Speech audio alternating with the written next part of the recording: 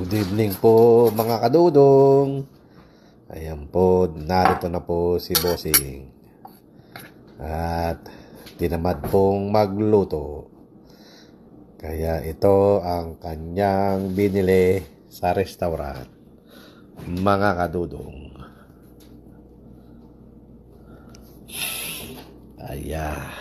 Ayan po. Kain po tayo ng roast duck. Ayan. With rice. Bagong luto lang si rice. At meron din dyan, usual, Minute Maid. Kain na po, mga kadudong. Ayan. Mga kadudong, kain po.